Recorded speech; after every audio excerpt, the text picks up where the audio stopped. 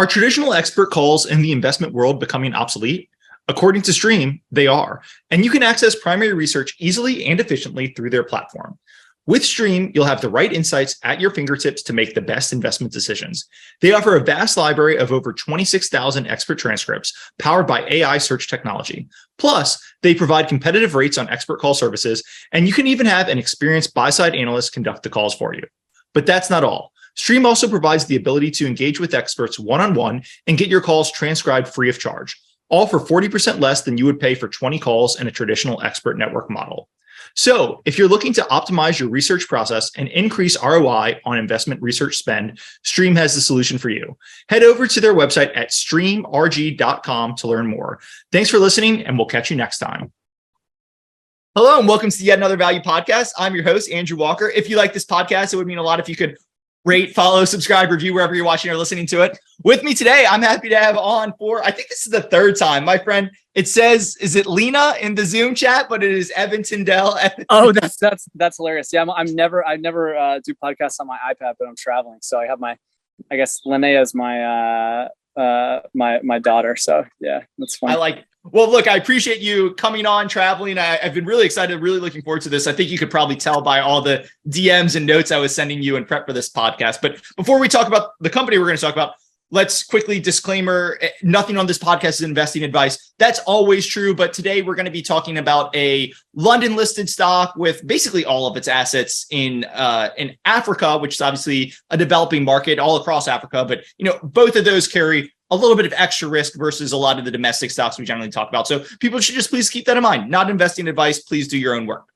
Evan, the company we want to talk about today is Airtel Africa. You had a great note on your blog about 2 or 3 months ago detailing the thesis for Airtel. I kind of came upon them separately and then realized you were in them and I wanted to have you on, but I'll just pause there and say, what is Airtel Africa? Oh, I'll include a link to your blog in the show notes, obviously, but what is Airtel Africa and why are they so interesting? So it's a African telecom company. It's owned by Bharti Airtel, which is a extremely large telecom company based in India. They own, I think, 55% of the shares outstanding. And it's a very interesting asset because, just the telecom business itself is interesting because the African telecom industry has a number of things that we don't really have in the US. One, they have population growth. 2, there's this huge tailwind of increasing penetration of data use. Still a minority of subscribers have data activated, and even just in terms of number of SIMs per population, SIM cards per population, it's less than 50%, whereas in the West it's 100% plus. And so, despite the fact that you have these kind of tailwinds to growing the business and a track record of growth, right? They've I think when they bought the asset, it was 75 million subscribers, something like that. And now it's at 140 million subscribers. And so despite those tailwinds, you have something that's trading for 7 times free cash flow, something like that, 7 or 8 times earnings. And so it seems like, to me, it appears to be a really well-managed business in the telecom space in Africa. They're sort of, in a lot of markets, they're kind of like the challenger, like the kind of T-Mobile-esque type operator where they're super efficient. They have a little bit lower ARPU and lower pricing than MTN in most places. MTN, it tends to be the dominant one, although they actually, Airtel's in 14 different markets, and I think most of them MTN is not in actually. But in a lot of markets they're kind of like the growing number 2 player. And then similar to MTN, they have a very interesting business kind of under the hood, which is this mobile payments business, which I'm sure we'll get into, where I think on a run rate basis, they have over $100 billion transferred on $100 billion US dollars. Obviously it's transferred in local currency, but 100 billion US transferred across their network, and they generate about 700 million of revenue and over 300 million of EBITDA on that business. And so, 5 billion market cap with a couple billion of net debt. For me, that just seems insanely cheap. Even if we looked only at the mobile payments business, it's gone from 100 million in revenue to 700 million US. It's all one of the nice things about their accounting is it's all done in US dollars. So it's gone from 100 million in revenue to 700 million in some of their in some of their markets, like 60% of their subscribers actually use the mobile payments business, and in other ones it's like 15 to 20%. So I think there's a long there's a pretty long runway for growth. And so I just think, I mean, 7 times earnings is kind of insane for this business. I mean, yes, it is Africa. You do have to worry about currency. You have a controlling shareholder, so there's all kinds of obviously hair on it. But as far as if you read the financials, if you just read the financials and you just looked at the mobile payments business, you would think that it should trade at 20 times earnings. Is my guess. Like, yeah. Look, I will be honest. I love this idea, but as you said, there is a lot of hair on it and a lot of worries. Especially, there are a lot of worries that come with it. I guess let's start with the sexy stuff first. Actually, right? So you mentioned the mobile money business, which has grown quickly. It's doing about 350 million in EBITDA over, and again, that's US over the past 12 months, growing rapidly. I think the real sexy part of this, one of the sexy parts of the story is, hey, they might monetize and crystallize value of the mobile money business. So do you want to talk through that? Yeah. So they put out a plan, or they put out a goal to IPO the mobile money business by, I think they said the end of 2024. Was it 2024 or 2025? I actually don't remember. I think it's 2024. From memory, they have sold a stake in the mobile business to TPG and a few people. Right, yeah. They have to IPO that. They have to IPO by the end of 25. I think from memory, one of the things I found in the AR is the management team gets like 100% of their salary and a bonus if they IPO Airtel Money by the end of their fiscal 2020. I think fiscal 2024 might be calendar, but yeah. So they're really incentivized to get this done. Yeah. So they sold. Yeah. They sold, I think, a 25% stake to TPG, I think MasterCard and a couple other Qatar Holding and Chimera Investments. So I don't know who Chimera is, but yep. And so I think the valuation was 2.5 or 2.6 billion on that transaction, which honestly, now that it's doing 350 million, and I mean that was that was a year or two ago. So, but still, that actually feels pretty like they got a pretty great deal, those investors on that purchase. I mean, now it's doing 350 million in EBITDA. I mean, if you looked at the financials and this thing and the mobile money business was trading in the US, it for sure would trade at, 5, 6, 7. I mean, if they traded at 7 billion, it would be 20 times EBITDA. I mean, it's. Let me give one pushback there. So I actually don't disagree with you, right? You see this thing and it's literally like hockey stick up and to the right, growing, great demographics, all this for the mobile payments, right? But one thing that did jump out to me is, hey, if I just told you, hey, Evan, I know of a company that got a $2 billion, they're a fintech player, they got a $2 billion valuation in March 2021. What do you think that company's worth today? You and I would say, well, without looking at the financials, be like 600 million, 400 million. Did it file for bankruptcy? Was it a SPAC? So I do look at that 2.5, 2.6 billion and I say, that is like 7 times current EBITDA, less on a run rate given how much they're growing. But then I'll say, well, it's Africa and March 2021 was a pretty good time for fintech. Like, how should I look at that internal valuation, Yeah, that's a great question. I mean, I think that would be a more, probably more relevant comparison if it was like a public market valuation in 2021. I think my guess is that TPG thought they got a steal. And, obviously when you have MasterCard coming in as well, Airtel probably thought they were, I'm guessing they thought they were giving them a good price, but it's a minority of the business. And, they can partner with MasterCard to grow the business across Africa. And so they thought they were getting some add-ons on top of the valuation, I would think. But yeah, and I mean, I think most of the things we would be comping it to, like I'm just thinking of a random company that we were short, a firm, like every other fintech had negative EBITDA in 2021, right? Yep. I mean, like the vast majority of these businesses were, clawing and scratching to acquire customers that they could then lend money to at like 7% or whatever, depending on or not 7%, but it's like they basically, it was like a customer acquisition game of like not really prime customers and slapping a sales multiple on top of it. And hope Square bought you for a huge premium before all the music stopped. Yeah, exactly. And then hope someone just ignores the underlying economics of the business and just pays a even bigger sales multiple. Whereas here, I mean, you had someone paying 10 times EBITDA, and the EBITDA is up by 50% since then. So, so I think it doesn't quite. I don't think it's quite a good comparison. Yeah. And now, a quick word from our sponsor. Are traditional expert calls in the investment world becoming obsolete? According to Stream, they are, and you can access primary research easily and efficiently through their platform. With Stream, you'll have the right insights at your fingertips to make the best investment decisions. They offer a vast library of over 26,000 expert transcripts powered by AI search technology. Plus, they provide competitive rates on expert call services, and you can even have an experienced buy-side analyst conduct the calls for you.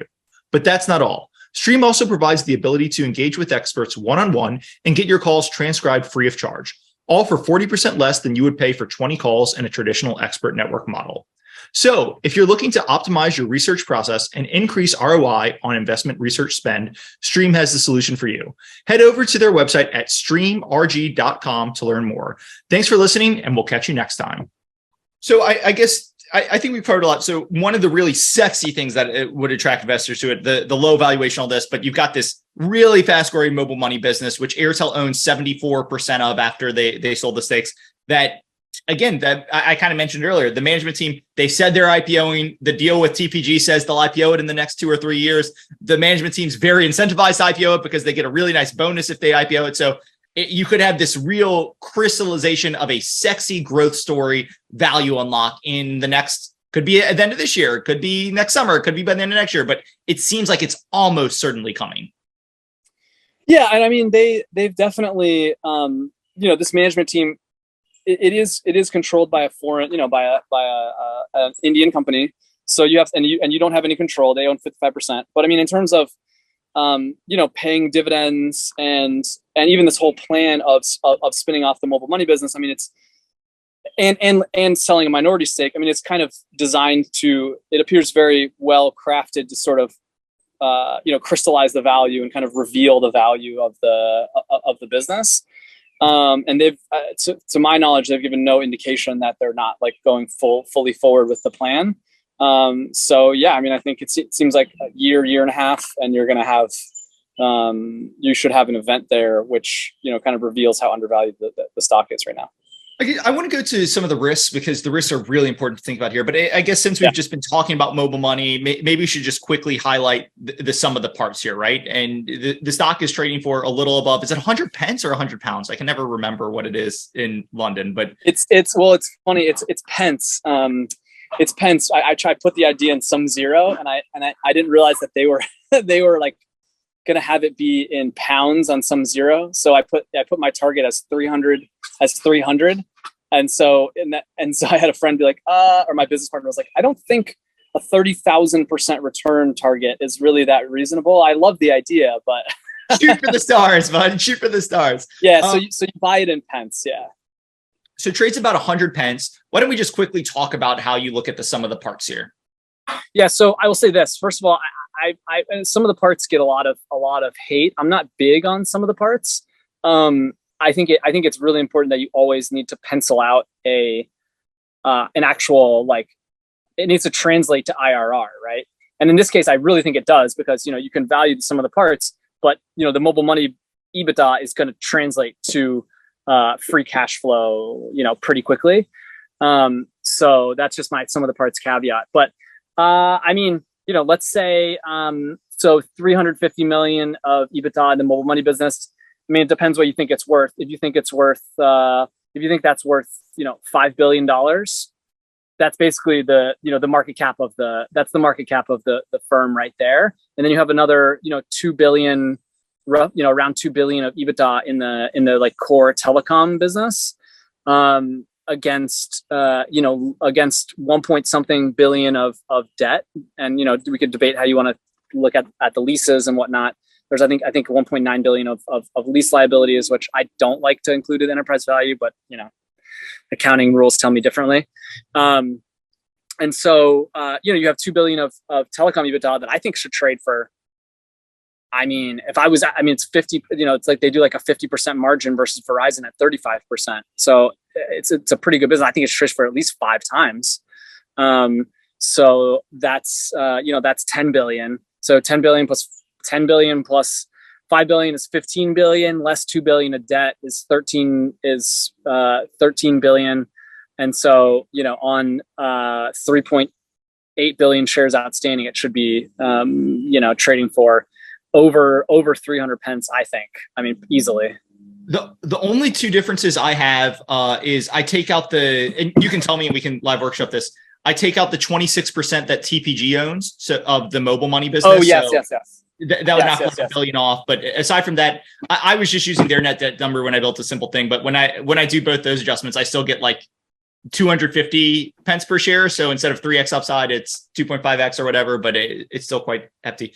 Let me ask some questions on this. So you mentioned I guess just sticking on to some of the parts, and there are some important other questions we have, but you mentioned 5 times EBITDA for the mobile business. And one thing that jumped out to me, and I was talking about this with a friend yesterday, is, hey, now Airtel's not killing their customers with lead as Verizon and AT&T and stuff might be doing. I don't know. But, Verizon trades for about 6 times EBITDA, right? And you could make an argument, hey, Airtel's not killing their customers with lead. Airtel's a real growth story. Their customer base is young. A lot of it is still on 3G. They've got a clear growth story to 4G, selling more services, plenty of room for ARPUs to grow as the population gets a little wealthier. There's not a lot of substitution because these are very poor countries. They couldn't afford satellite service. They can't afford it. Like, there's a great story built in. But I could also say, hey, Verizon is a developed market country with no geopolitical risk, macro risk, and it trades for 6 times EBITDA. Like, generally, developing market countries trade for lower multiples than developed market countries. So, like, when I look at that, I don't know what the right multiple is, right? But could you talk me into, hey, maybe it should trade for 4 times, giving these risks if all the developed, I mean, every developed market telecom trades for like 6x. So I just don't know. Yeah, you can. I mean, there's a bunch of puts and takes, right? So on the plus side, I mean, you mentioned this. On the plus side, they have demographic growth. They have penetration within the population growth. They have the essential nature. I mean, this is people's only access to the internet, right? Like, so there's no substitution, like you said.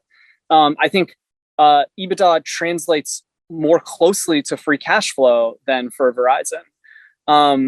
The EBITDA margins are higher. I think they have a better track record of growing market share within their markets relative to their peers. So in that way, maybe the better comparison is something like T-Mobile, which trades at a higher multiple. So I think almost everything except currency and Africa, which obviously are tied at the hip, would say that it should trade at a higher valuation. I think if you only looked at the numbers, you would be like, this is a way better business than Verizon. Yep. Like, you would be like, this is so much better than Verizon. This is and the numbers are translated into US dollars. So we can there's some tricks with that, given some of the currency moves we've seen recently. But I think everything else, besides the fact that it's developing, should mean it's traded at a higher multiple. And then, so maybe the fact that it is Africa and you do have to worry about currency means that it should trade at, the same multiple. I think I'm hard pressed to think it should trade at much lower. Although, arguably, like, the math that we just went through would say that, the market price says it's trading at like 1 times EBITDA or half a turn of EBITDA if you net out the mobile money business. So certainly that seems too low. So I think anywhere between 3 and 6 times EBITDA, you'll end up making a lot of money, and it could be higher. It's also one of those things where it's like, I think with coal companies, like, okay, if a developed market coal company is trading for 2 times EBITDA, and you're like, I want a discount on a developing market country's coal, it's like, I understand where you're coming from, but 2 times EBITDA is like 2.5 times cash flow. You can't go much cheaper than that, because eventually it's just like, hey, I want to trade this at 4 days worth of free cash flow or something, like you just can't get much cheaper than that. And I think the cheaper the absolute valuation of the business, the more the valuation implies that, like, there are problems with there are issues with the business in terms of, like, for Verizon, capital intensity, competition, substitution, that will dominate more than like the geographic location of, like, I think if all the competitors were trading at 20 times EBITDA, Yep. right, then I think you would have more of an argument of why it should trade for much cheaper. But even here, like those things that I read off, like most of those things are actually better in Africa. So I think you're hard pressed to say it should trade at 2 times EBITDA, in my opinion. Let's quickly talk currency, because you've got a stock that trades denominated in pence. They report all of their financials in USD, but obviously the local markets have different currencies. So let's talk about currency risk and how you think about that here. Yeah, so it is substantial. The biggest, I mean, just as like a broad view, I mean, most of the currencies that they operate in, I don't know, I forget how many there are in total, but they operate in 14 different countries, and some of those are in like currency blocks, and 1 or 2 of which are actually pegged to the euro, which is nice. And then a couple of them, but then most of them are free floating or semi free floating. And they've all depreciated against the dollar at sort of a mid to high single digit rate, except for 1 or 2, which have been worse than that, over the past, depends on how far you go back, 5, 10, 15, 20 years, like it's been pretty consistent, kind of high single digit rates. Now, I think there's a couple factors that help out with that. I mean, one is the financials are in US dollars. So any currency effects are obviously, for the most part, well incorporated in the financial statements, and they've still been able to grow on a US dollar basis despite that. 2, I mean, from a purchasing power parity standpoint, I mean, you would expect them to be able to. I mean, the reason why or a huge component of currency moves is you have local currency inflation, which means prices go up in local currency, and then roughly in dollars, purchasing power parity would dictate that they should be roughly the same. So you have that factor where they should be able to grow pricing in local currency if there's that much inflation. And finally, I mean, you have this major tailwind of people using more data, using more minutes. And again, it's priced by minute and price per gigabyte. So that is also a tailwind. Although I actually make the argument that like it's very important that they have that, because purchasing power parity is nice, but in a lot of these countries, the prices for telecom services are actually regulated. So it's a more sticky. I mean, they have gotten through some price increases in places, but it's stickier than coal or oil. It's stickier than like some random commodity that's not regulated by the government. I really like that point in your write-up that, hey, because data is inherently deflationary as you get more services and you go from 3G to 4G, like if you've got a lot of these are, and correct me if I'm wrong on any of this, a lot of these are regulated on price, right? The local government says, hey, you can't charge more than $1 per gig. It's like, great, our prices are actually deflating. So it's a nice hedge against regulation. It's a nice hedge against inflation, as you're saying. It's just a nice hedge in general. Not that it's perfect, but it's nice. Yeah, and I mean, if you look at any developed market, what you've seen is prices deflate massively per gigabyte. So if they're even allowed to just hold it flat, then that's basically like inflationary pricing that they're able to take advantage of. Let me go to related to the currency risk, right? So the big headline risk here is, hey, this is Africa. A lot of these are developed markets. A lot of these are poorer. The governments are less stable. And some of that actually is a benefit. Like I think one person asked, hey, what about Starlink? And the answer to Starlink is, hey, a Starlink receiver costs $1,000 to send, and these people are paying $2 per month for their mobile service. If Starlink wanted to subsidize them, they could subsidize them for a cool 20 years worth of mobile revenue or something. So it's nice in that, but just going to the political risk, right? I was talking to a friend and he said, hey, if you're going to invest in these, I understand you're looking at it and you're saying, look at the growth here. I was looking at Helios Towers, which is another, said, hey, this could be American Towers, AMT 20, 25 years ago, which went on to be like 100 bagger. This could be huge. And he said, look, I understand you're putting your business analyst hat on, but what you need to do is you need to go put on your historian and geopolitical hat on and say, hey, why is the government not going to seize all of these from me? Why is this economy not going to collapse into civil war and all this sort of stuff? So how would you respond to that type of risk? Yeah, I think this was something that we thought about a lot. And I think there's a number of reasons why I think it's unlikely that a government would seize the assets. And the first is that these are super critical infrastructure for just the operating of the entire economy. And I mean, I don't think the government really wants to risk some type of, most governments don't want to risk the telecom system malfunctioning after they took it over. I mean, of course, you could concoct all sorts of scenarios where the government just steals it, but keeps the people operating it and then sells it to the highest bidder or something.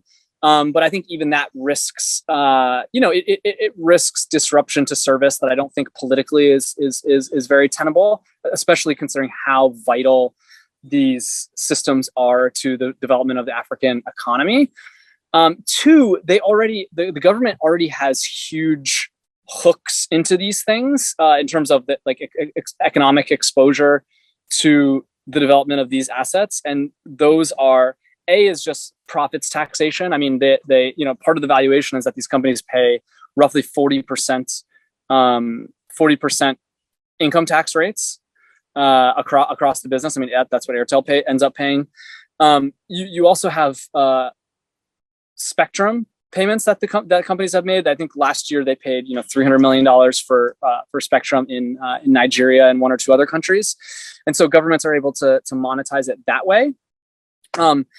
I think you can theorize that at some point down the road, maybe the spectrum rules will become so punitive that that it'll take increasing amounts of their profit to kind of deal with that. But I don't know. It doesn't seem likely to me for them to want to risk disrupting the functioning of these assets, given how vital they are. And also in a few cases, you actually have some subsidiaries trading on local exchanges. I don't know if you saw that, but I think it's maybe like Malawi and Tanzania. They have minority stakes that trade on local exchanges. And so the government, I don't fully know the reason. I think the government basically put in rules with respect to local ownership in an effort to kind of spread the wealth around in terms of making sure local investors profit from the growth of these businesses. And so I think in those cases that will also kind of that will tie the hands of the government a little bit. Their investors are already participating, and so they would be hurting their own citizens if they if they overly burden these businesses with taxes. One friend who, when I told him you were coming on for Airtel and we were talking about it, he said, "Hey," I told him I was worried about nationalization. Said, "Go look at the history of nationalizations." Very much what you're saying, but go look, like, the history of nationalizations of telecom companies are a disaster. And when your telecom nationalization is a disaster, it's very obvious to your residents. And that's the type of thing that, get people out on the street, especially now. If I can't watch my Netflix on streaming, like, that is the type of thing. Well, there's 2 hours of my free time gone. I guess I can go ride in the street. Like, it's something that is very obvious. And if you look recently, people, even the most socialist countries now, generally don't nationalize the telecom company for exactly all the reasons you're laying out.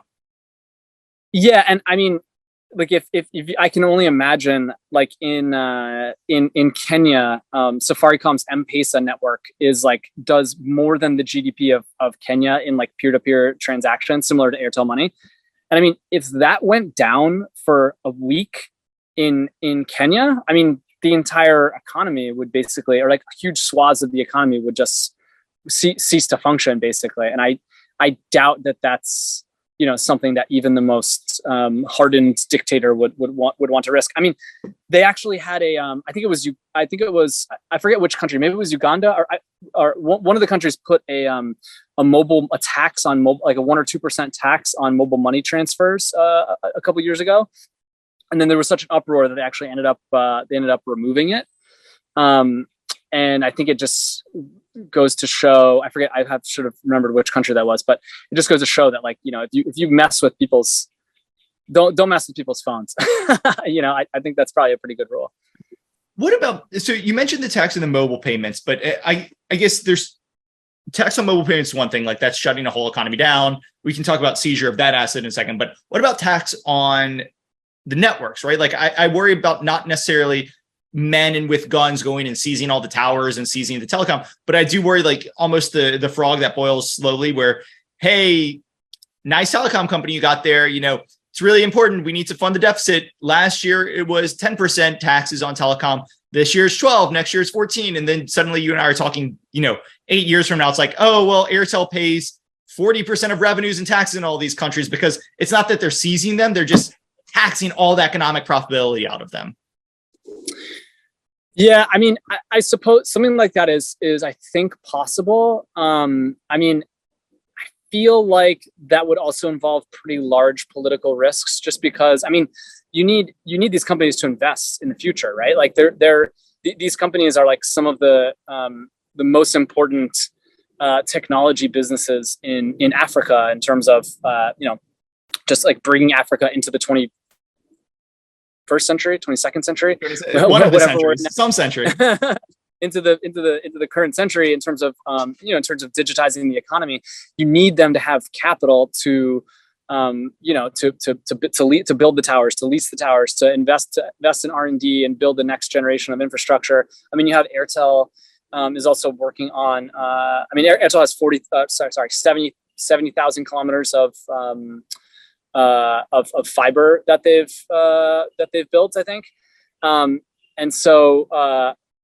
No, maybe it's 7,000. I think it was 75 from memory, but yeah, something. Okay, it's a lot of fiber, and so I think they want these businesses to be able to invest, and so the only way to do that is to let them make profits. I think.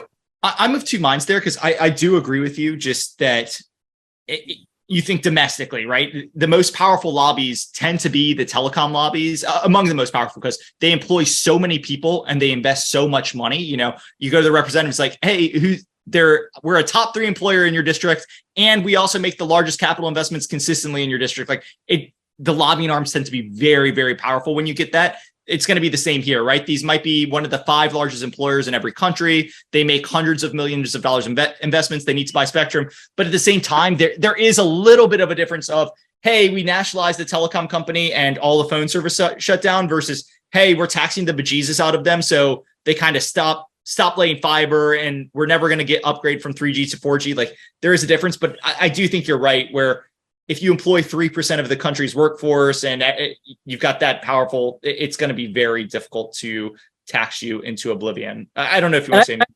I also think, I mean, these businesses have been operating in Africa for, I don't know what, like 15, 20 years now. And we haven't really seen, there's many countries in Africa. I mean, we haven't really seen any of the countries. I mean, multiply 20 years by 50 countries in Africa or whatever. And I mean, I don't think we've seen any large scale taxation on the scale that you're talking about, where it would just crush the business. I mean, it's been much more around the edges and reasonable, it seems. I mean, obviously that can change at any time, but I think the history would indicate that's seems pretty unlikely.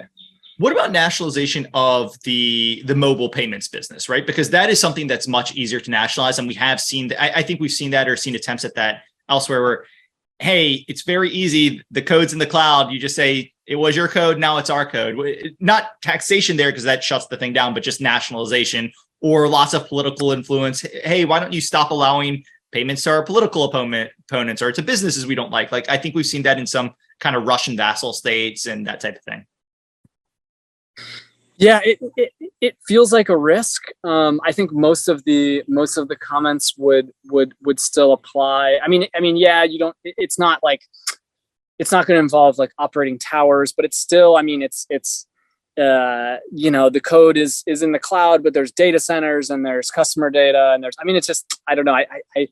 I think it seems to me much more likely. Like if I'm putting my dictator hat on, it just seems much more likely that I'm going to want to tax it. But yeah, go to a different business risk. You mentioned that Airtel tends to be kind of the T-Mobile in their markets, right? Which they're the second player. They tend to be kind of maybe not the disruptor is not the right term, because T-Mobile was so unique, but they tend not to be the largest player.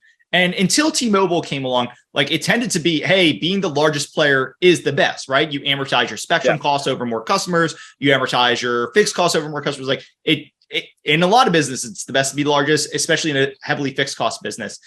Does the fact that they tend to be the second place player, again, they're very cheap, so a lot of it is built into the multiple, but could that limit your returns over time, or could that hurt them in other ways? Yeah, I mean, I know a very smart person that I was talking to who has a larger position in MTN.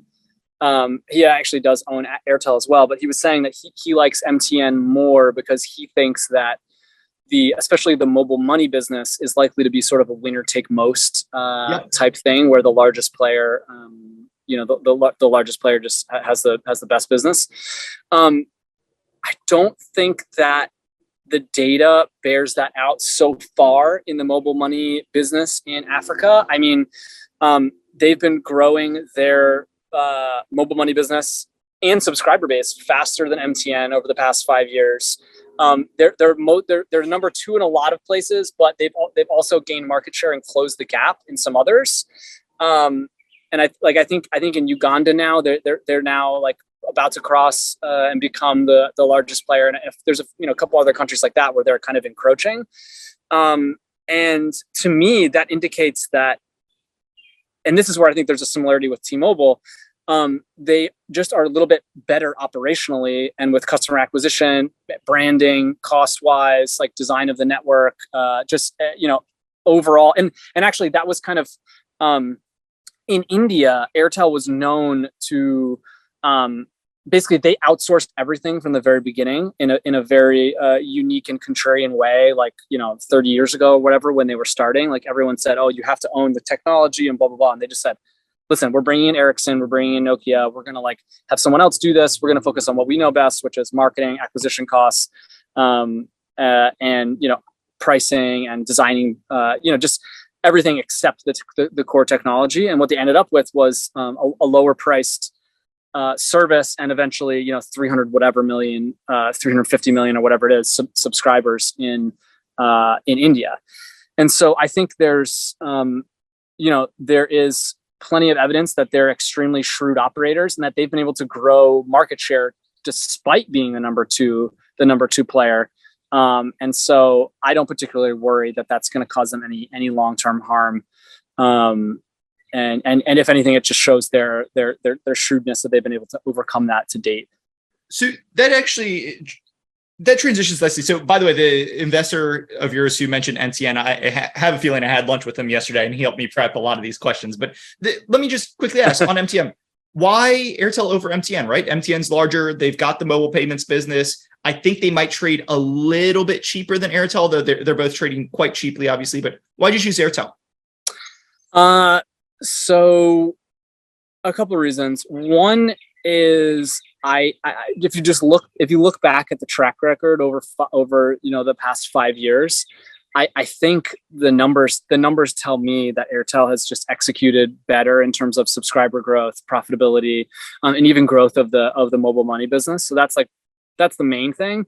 The valuation is interesting because I actually didn't. I think our common friend, one of the things he pointed out to me was that MTN has a bunch of sort of hidden assets that don't necessarily aren't obvious in terms of the enterprise value, in terms of like stakes in other businesses and non-telecom businesses that are interesting.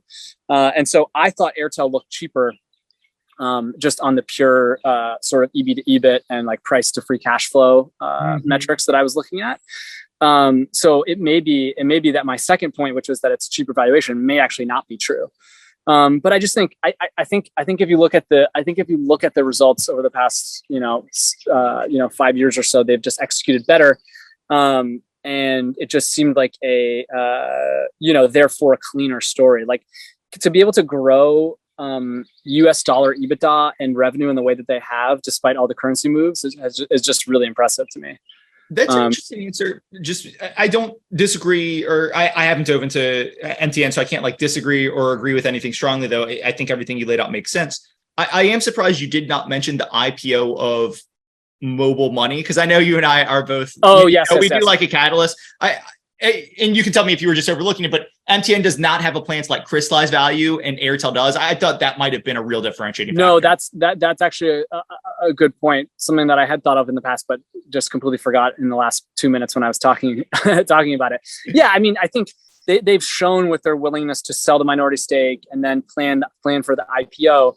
They've sort of shown, and I think it's actually almost more important than the catalyst of that specific catalyst, is just that they're kind of showing themselves to kind of care about shareholder value and kind of revealing, not just letting the share price languish at this super cheap sum of the parts multiple, but like actively doing something to sort of release the value in terms of the IPO.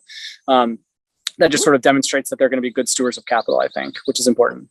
Let's care about shareholder value. So there's obviously a shareholder who owns 55% here. Right. Anytime I just threw out, hey, we've got a company that operates completely in Africa, all this sort of stuff, that raises hype. And they say, oh yeah, and by the way, they're a controlled company. You say, oh my God, like I feel like I can get my face ripped off. So do you want to talk about the controlling shareholder a little bit? Yeah. So the controlling shareholder is Bharti Airtel. They're an Indian telecom company. Like I said, 500 million subscribers. And they're just, what I generally know about their business is they're thought to be very efficient operators in India, and they bought this asset in, I think there was a couple of transactions. The Kuwaiti telecom company bought it in 2010, I believe, from a Sudanese company, I think is what happens. And then sometime between then and 2017, Bharti Airtel, I don't know if you remember the exact date of when they purchased it. So yeah, 5 or 6 years later, they bought it.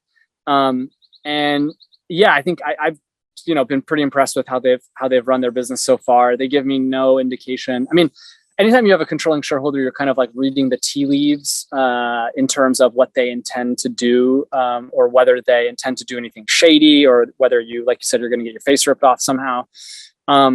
And just in the way they talk, bringing in the Western investors as minority shareholders, promising the IPO. They pay roughly $200 million of dividends every year. They don't try to like get the money out in some kind of shady, related party transaction. They're just paying the dividends out to all the shareholders. So in that sense, it just makes me a lot more comfortable. And the fact that they're publicly traded in India, I think also is, probably better than it being a private company that doesn't have to answer to anyone is also probably nice. And I haven't done a ton of work on them, but I did look at the stock chart, like adjusted for US dollar and stuff of the control shareholder. And it is a stock chart that I would not mind. I would not mind owning that stock chart. They IPO the mobile money business, right? It depends on the valuation and how much they IPO and everything, but it could easily be hundreds and hundreds of millions of dollars coming into the company. Do you have an idea for what they would do with that money? And would they eventually look to spin out the mobile money business? Kind of what would the use of proceeds be there? Yeah, that's a great question. I don't know. I mean, the simplest thing would just be to pay out a dividend. That would obviously go back into the coffers of, both shareholders such as myself and, the parent company in India. That would be very simple. They've been paying down debt over the years, and also trying to move debt from the holding company down into the operating companies, which helps them, hedge some of their currency risk if it's like local currency debt. It also makes the risk of any one country kind of going rogue, less for the holding company itself. If you have the debt, down closer to the operating companies, and so potentially they could just pay off all the holding company debt. I mean, that would be nice. That would save them a significant amount of interest expense. Right now it's like a couple $100 million, I think, of interest expense that they pay. And so, I think there's a number of interesting things. I mean, I'd love for them to buy back the stock, although I don't know if it's definitely not liquid enough for them to put, $1 billion. When your control shareholders at 55%, I wonder if they would start taking down, like, do you know if Bharti is going to try to reduce their stake over time, or what do you think happens there? That I have not heard them say anything about. I mean, if I was them, I would want the price to be much higher before I started doing that, because that's how I feel about all my stocks. I want them to be a lot higher before I start selling them. Right. And if you owned 2 billion of one of them, it probably would put it. It's also in your control though, right? Because if you own 2 billion, you can start pulling levers to crystallize as much value as possible as you need to get the stock higher. I unfortunately cannot do that with any of my companies currently. Switch some stuff that we've kind of touched on a little bit, but that I want to make sure we hit fully.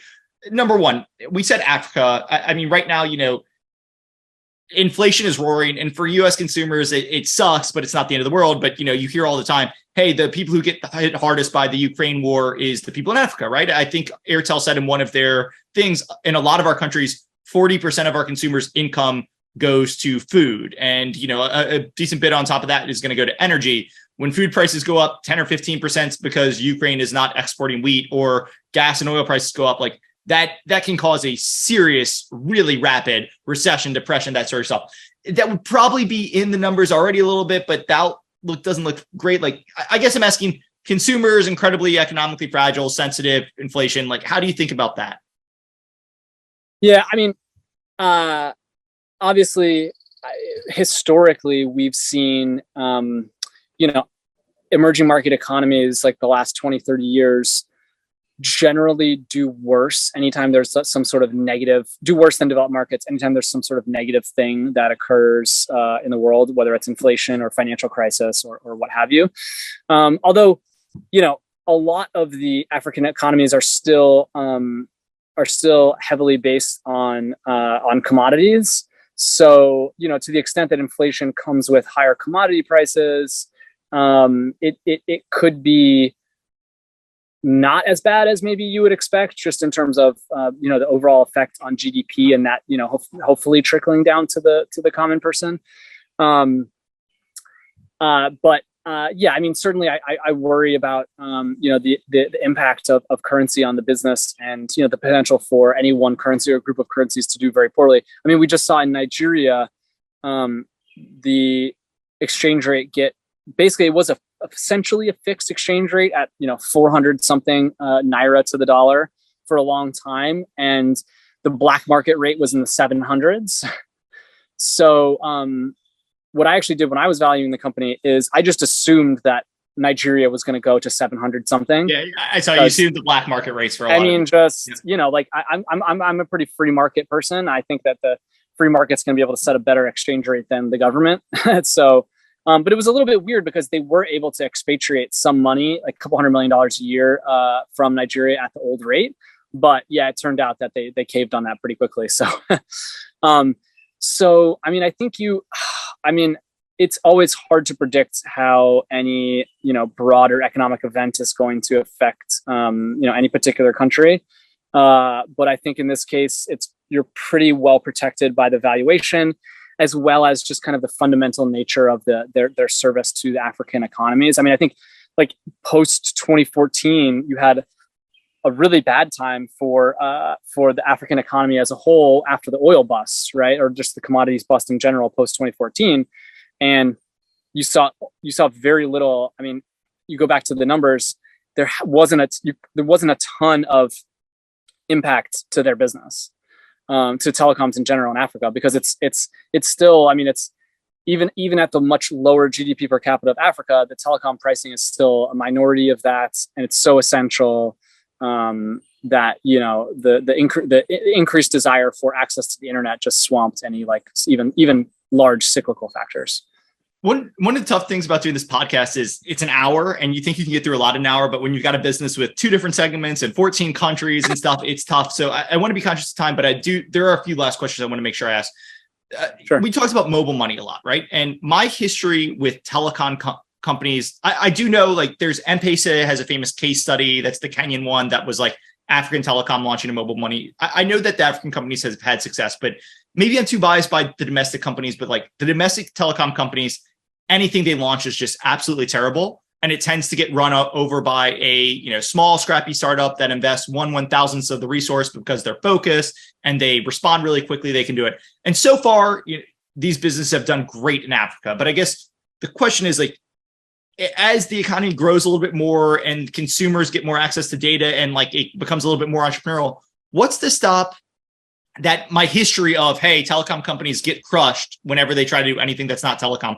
What's to stop that from happening to mobile money? Either a Facebook or a Square or, Jack Dorsey spends half his time in Africa now. What's to stop them, PayPal, from launching something that comes and really attacks this, or them just bungling it in some way, shape, or form, or a startup taking it from them, an African-based startup? That'd be great.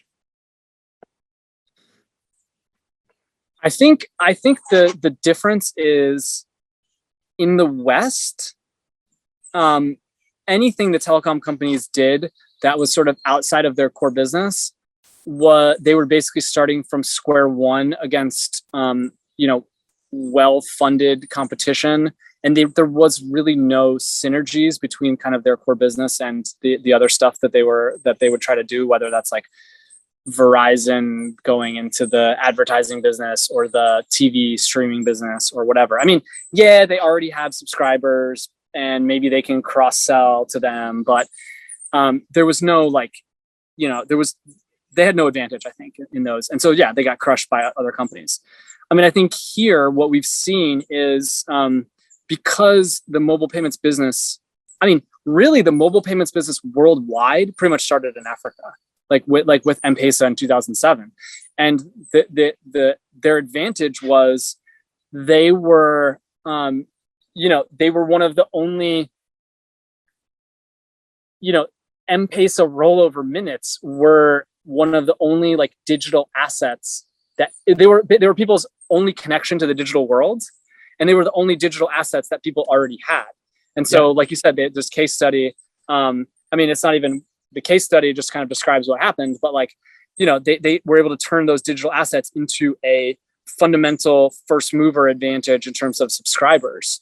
Yeah, correct me if I'm wrong. I don't even think it was them like intentionally doing it. I think it was consumers. This was just the only thing, and people did it. And wisely, it was Vodafone's group, I think, that controlled it. But wisely, they said, "Hey, everybody's doing it. We might as well start supporting this." And it's turned into a massive business that's beneficial for everyone. Yeah, what people realized was, when there's no bank accounts, obviously currency is nice. And it's something that kind of everyone can agree on the value on, and everyone accepts it, blah blah blah. But what people realized pretty quickly was, mobile phone minutes had all the same benefits, except you could transfer them digitally from phone to phone. And like you said, it wasn't. M-Pesa just noticed that this was already happening, and then kind of built a system around facilitating it further.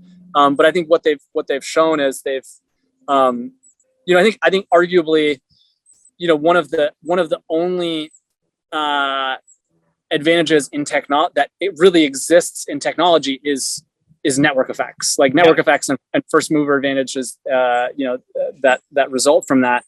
And I think, the fact that Airtel Money already has 30 million subscribers and like they have 30 million users, and they have this base of 140 million telecom subscribers that will most likely be using Airtel Money at some point in the future. And I think that's just really hard for startups to go after now. I think so. The interesting counterpoint, or maybe it's the exception that proves the rule, is Nigeria. So in Nigeria, the banks basically lobbied. This is the story that most people have taken away, is that the financial institutions lobbied to kind of slow down the telecom companies from introducing mobile money for years. And so it wasn't until last year that MTN and Airtel finally got approval to operate mobile money businesses in Nigeria. And by then, you did have strong competition and other nimble providers that were able to, hit the ground running when that got approved. And it's been much harder in Nigeria because they don't have, yes, they already have subscribers, but everyone knows what mobile money is, and there isn't already this like network effect of people having a couple $100 on Airtel and wanting to use it.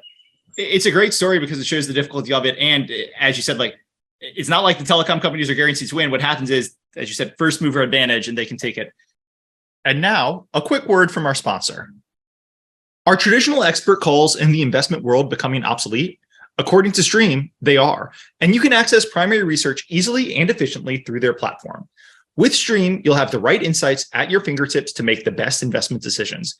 They offer a vast library of over 26,000 expert transcripts powered by AI search technology.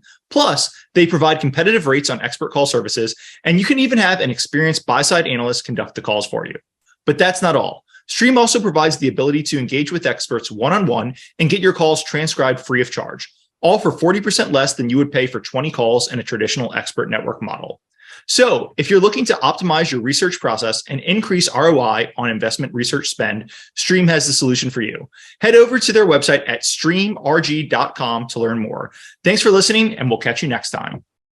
Last question, and then maybe we'll wrap it up. You've got investment here. Hopefully we get the mobile money IPO in the next couple months or next year or so.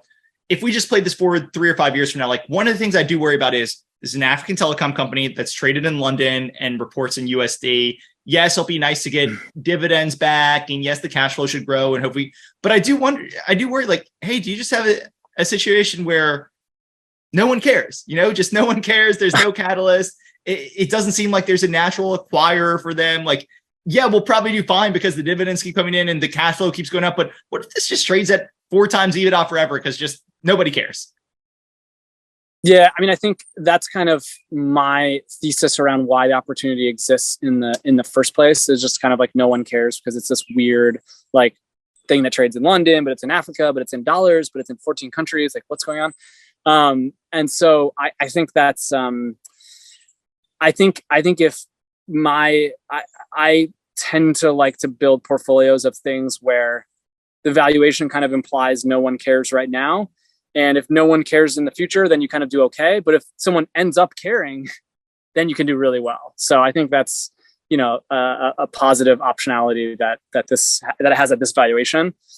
And if it just trades at 4 times EBITDA forever, then you just end up getting the free cash flow yields, or the dividend yields paid out, and you end up being fine with like a probably still double-digit return.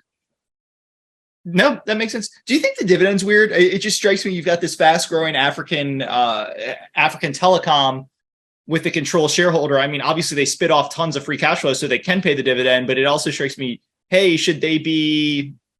I don't know. The history of cross-border telecom M&A is not great, but they've successfully done it. MTN successfully done it. Should they be trying to go roll up some more markets, or like maybe? It's probably too early for 5G, but upgrade faster. It is weird to have a dividend paying, fast growing company like this, and maybe it's just because I'm so scared of my own shadow when it comes to a controlled African company, but in a weird way, almost that dividend makes me like, hey, am I missing something? Like, are they trying to lure me in with the dividend? And then it's all going to turn out to be a giant fraud Ponzi scheme run by Sam Bankman-Fried. I mean, I think, maybe the way to think of it is just them upstreaming cash to the parent company. Yeah. I mean, because the parent company is also growing in India, right? So they have probably multiple good uses for that cash flow. And like, if you have, 700 million or something of free cash flow or more, in the business, paying, using 600 to kind of pay down debt and grow the business and maybe do tuck-in acquisitions, and then pay out 200 million to the parent company doesn't seem like a very big, it seems quite reasonable. And I think it's just that it ends up being a substantial dividend yield because the valuation is so cheap, but it's only like less than a third of free cash flow. So. Well, look, I think we've gone hour or maybe a little more. Again, as I said at the start, I love this idea. It is just, you said it at the start, hey, this is a sum of the parts idea, but it's not the sum of the parts where you've got 2 publicly traded subs and you're buying it for a discount. It's a publicly traded part where, hey, I think they're going to everything says, including management incentives, they're going to IPO Airtel Money, and we're going to have some value crystallization in the near future. And then hopefully we get that cash back or something. But I just love this idea. But the African telecom controlled company, it just screams at you, but it's so obvious. It's so cheap. It's really interesting. Anyway, Evan, really appreciate you coming on. I'll include a link to, this is your third appearance. I'll include a link to your Airtel write-up for people who want to do a little more. But Evan, really looking forward to the next one. What we really need is, we need Twitter to get bought out again so we can just be DMing each other 5 times a day. And that was a lot of fun and very thoughtful. I miss it. I was going to say I think the last one I came on and did, the YouTube title was Evan Tindell thinks that Elon Musk will close the Twitter deal or something like that. I think that's what you titled the video. And so I just hope that I wish you luck that all of your video titles can be as prescient as that one. Do you have any regrets of the Twitter process? Just because I think you and we were very bullish in public, but in private, I think you and I were even more bullish. Like, there's no way this man can get out. Do you regret not, I would always say, Kelly said you should sell your kidney and put all of your money plus your kidney's money plus sell your dog and put it in Twitter. Do you regret not selling your kidneys to invest in Twitter? I mean, we had over a 20% position in it. So yes, I do. I do think it was the best risk reward that we will ever see definitely in the arbitrage world. 100% chance. I would be shocked if there's a better risk reward. Do you regret not doing more of it with options? And obviously, yes, we regret not having that I do, because I remember some of the things you sent me, and they were just, I just agreed that they looked so obvious, but I still couldn't get my mind around having a higher allocation to the story. But I did a little. Yeah, I did a little bit with options, but I really regret, because I think you and I both said, hey, the downside is a lot higher than the market thinks here, but this is 99.9% going to close unless you get a literal government intervention or something, which there was CFIUS worry for a while. But when you think the downside's higher and the likelihood to close is lower, that just screams play it with options. And honestly, I was just too scared. I don't do crazy amounts with options. I was just too scared. And I was also a little bit worried, what if I do the Novembers and it closes in December? What if I do January and he appeals and goes to Supreme Court and closes in March? I was worried about timing, but hindsight's 2020, but that's my one regret with it. And the problem with the timing situation is there would be nothing more annoying and more embarrassing to be right on your analysis that he was not going to buy, to be correct in your analysis that he was going to lose in court, and then somehow be wrong on the timing and have that impair the profits of that would have been so frustrating for me. I think in a way it was almost like a regret minimization thing from that standpoint, where I just couldn't have mentally taken it if we were right on everything but the timing, and that screwed us over. I do hear you, but it is the benefit of hindsight. But when I think about it rationally, that was kind of where you wanted to go. Anyway, it was fun reminiscing on Twitter. Those were truly the glory days. I still owe you a drink, I think, at some point. Yeah. Next time you're in New York, I would love to do it. That'd be great. Once you come back from this scenic Massachusetts. There you go. There you go. Well, Evan, I appreciate you coming on, and we will chat soon, buddy. All right. Thanks, Andrew. A quick disclaimer: nothing on this podcast should be considered investment advice. Guests or the hosts may have positions in any of the stocks mentioned during this podcast. Please do your own work and consult a financial advisor. Thanks.